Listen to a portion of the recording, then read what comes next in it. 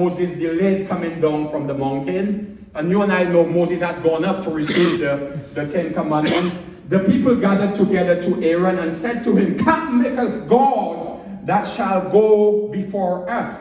For as for this Moses, the man who brought us up out of the land of Egypt, we do not know what has become of him." And can we jump over to verse 7? Verse 7 says, "And the Lord said to Moses," now, hey, God was aware of what was going on. So God said to Moses, "Moses, it's time for you to get down from and see the people."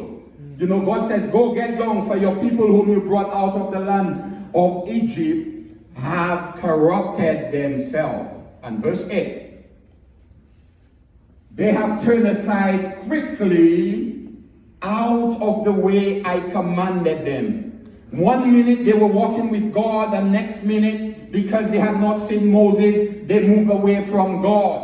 And he said to them, "They have made themselves a molded calf and worship it and sacrifice to it, and said, 'This is your God, O Israel, that you brought out of the land of Egypt.'" So question here, where did that change came about? You know, the word of God was saying, here was Israel, a nation that God had chosen. God had nurtured Israel for his glory. Israel was God's first love. He had loved them, delivered them from their enemies, and performed great and incredible miracles when we read the Bible. You know, the parting of the Red Sea, providing manna, providing water, everything. They saw it with their eyes. You know, they were there to see what God did. But what caused that change? And I want you to think of yourself as I'm speaking now. Because we could be going to church every day. You know what I mean? We could be seen to be doing all the outward things. But then there might be a problem. Where is our heart in that situation? And it says there, "Let us be clear about one thing. Backsliding did not start with the nation of Israel."